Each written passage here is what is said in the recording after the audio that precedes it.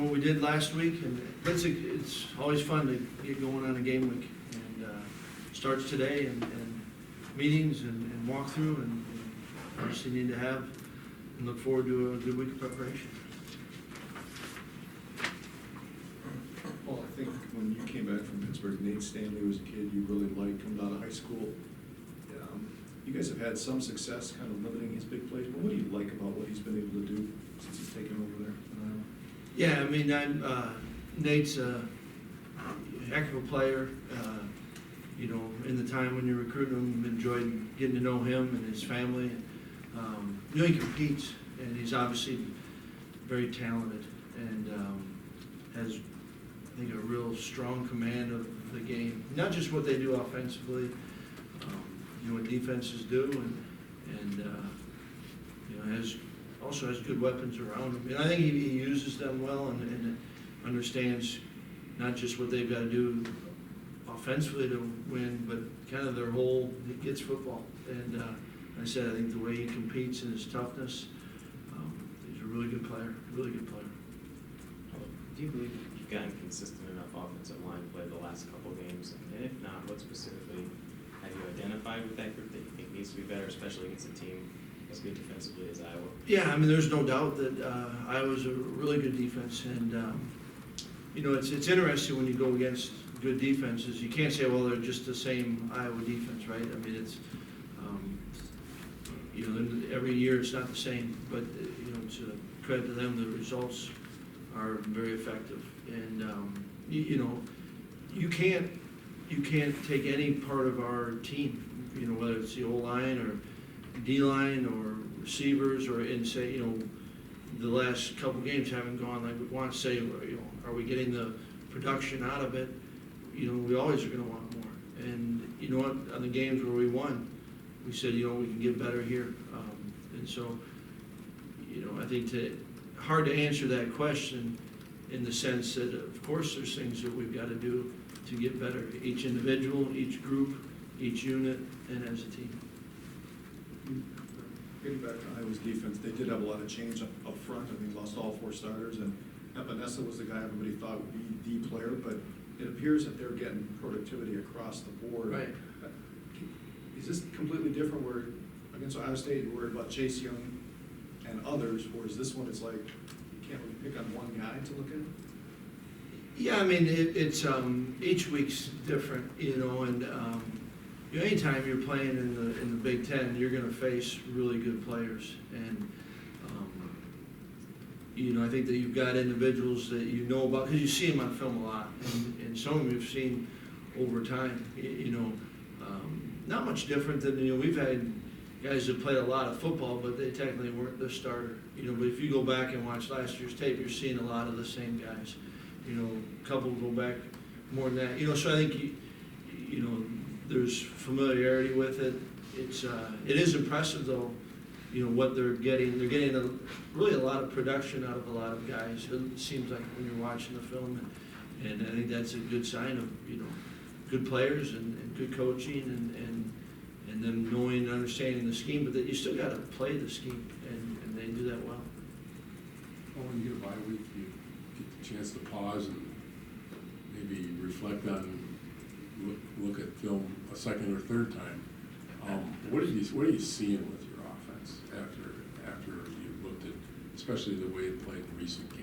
Right. I mean, there's no question that's one of the things I personally enjoy about the bye week is a chance to go back and watch it, and maybe you're watching it with a little bit different eyes too, because you're just, okay, what's the big picture? And there's no doubt when you can break it down a number of different ways, and looking at it, and certainly the last couple are a part of that, not necessarily the whole story, but you look at it and say, okay, are we? I think the first thing as a coach you're looking at is what we're asking. Is it fair? Is it right? Does it fit who we're asking to do that? And then you're always going to check are we? If you're talking about running the ball, are you running the ball into unfavorable numbers, or your angles not right, or you're double? So you try to take a look at that, and I think out of it you find there's probably a little bit of all those that go, okay, how can we get better, right? It isn't what we're asking a person or position group to do.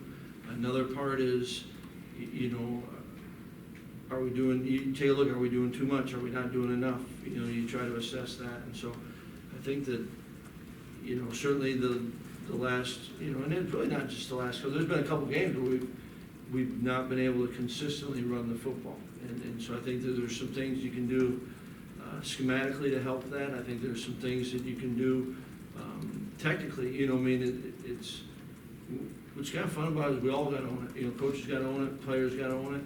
And I think there are some areas where we can take some steps forward. And then it's, you know, are you balanced? Are you able to, you know, you can take the same thing and you do the same thing with the passing game. You know, are we really threatening the field enough? Are we pushing down the field? Are we, you know, hitting it, you know, right, left, deep, middle, short, you know, all those. I think there's areas you can pick it and say, okay, we can get a little better there. But, you know, with your deep receiving core, are you playing three wides more often, and is that having any impact on your running game? You know, it's, when you take a look at kind of we just took the numbers, you know, last year that was our number one personnel group. This year it is as well.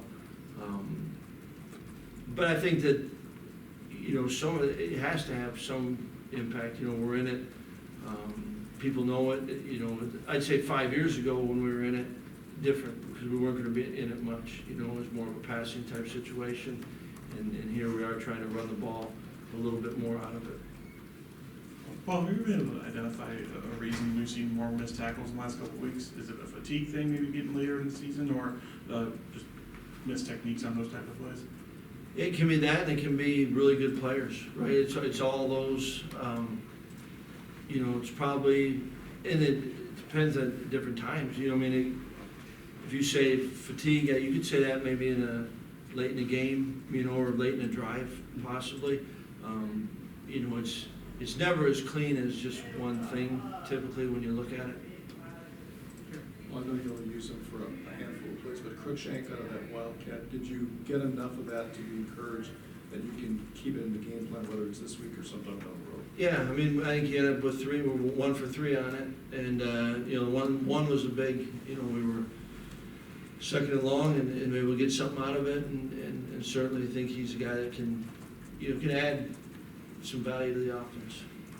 And then what challenges does it pose offense when we're playing against a defense that a lot of talk about the front line, but also that secondary, the cash defense has had a lot of effectiveness lately? Yeah, I mean, it's a really good defense. I'm impressed with you know, the players that they've got back there, and I think they play well off of each other. You know, I mean, it seldom any of these, you know, whether it's offense or defense, it takes all 11, and when you're strong at one, it kind of plays to the strength of another, and I think the strength of their defense is all 11 playing together, and you know, they do a good job, and they have for a number of years. They're coordinated. They don't give you stuff. Well, I think after the Ohio State game, you talked about that Ohio State went heavy against some of your personnel groupings, and you said there's a way to chase them out of that. I'm guessing it's one way is to attack down the field. Did their pass rush, how quickly they got to Jack, take away some things either you had planned or Yeah, it some affects counter it. moves? I mean, it affects it, certainly. What do you see from Van Hicks throughout this season? It seems like there's just more and more trust each week with him, kind of taking out the other team's number one receiver. Yeah, no, it's for fans been fun to be around, and you know, none of us have played perfectly, but I think that he's done a great job of. I think like any player as they grow and mature, you know, he's confident in what he's doing, the techniques that he's using and being asked to use, and then I think that there's a, you know, I think that there's a point in everyone's career where they start truly playing the game. You know, they're not thinking it as much. I think he's at that point where he's playing it, and it's been fun to see his growth, and obviously, you know, we lean on him a ton. Paul, did the bye week kind of serve as a natural exhale for the team, you know, coming off 2 losses, but to get a week to look ahead and realize there's still so much of the season left? I think that any time that you get a change in the schedule, there's a chance to to pause. We talk about doing that as coaches, and you want them to, as players, take a look at where you've been and what are the lessons you can learn, how do you apply it going forward, certainly this point in the year. Just the fact make sure they're, get a little bit more healed up and rested. All those I think are, to take advantage of the bye, you have to do all those things, and I think that we have. We haven't had a chance to talk to you since the legislation was introduced, but what are your thoughts on the pay for likeness bill that got introduced last week? Yeah, certainly aware of it, and the one thing I've always appreciated, and it starts with Coach Alvarez, but whatever is going to happen, if there's a way that we can, we'll always do it within the rules, but if we can do it, and if it's better for our players, all student athletes, then we're all in, and Chryst McIntosh, our group, you're trying to get ahead of it, right? And you're trying to figure out I think you're too waiting to see what all does it mean, so you're aware of it, but fortunately, I also get to just focus in on the season. But it's, certainly it's there, it's happening, and I don't know that we all know exactly what it's gonna look like, but all these things, you gotta get ahead of it, and that's where our administration's been tremendous that way, and kind of, this talk has been, I think it's a lot more public, and there's been, decisions, and I don't know that it's exactly, we don't know what it's gonna look like, but, our administration it's been a conversation and trying to plan for a number of years, really, so I think it's a step, and I'm confident that our administration will be ahead of it.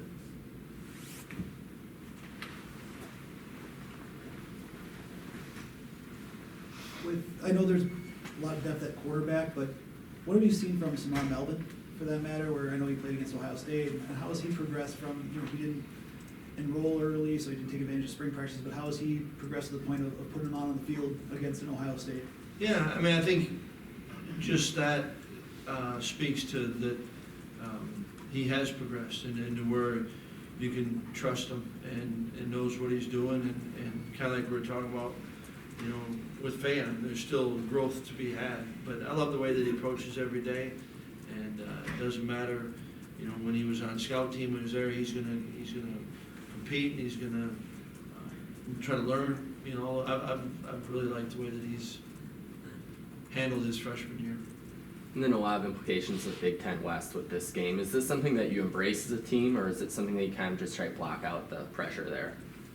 I think that, there's always, we know, that you get to play this season, and like a game, it's not till the end that everything's this is what happened, and you're in the middle of it now. We had a chance to catch our breath, but it's how do you take advantage of each week, and I think that's been the belief, I've had the whole time, and so I think that we know, right, everything has a action, reaction to it, but you focus on the things you can control. We had a good message today, be where your feet are, and our feet are right here in the Iowa week, and that's a big deal. It's a big game. It's a great historic rivalry game. You got a ton of respect for their program. It's a big deal, and so why not try to make the most of that opportunity?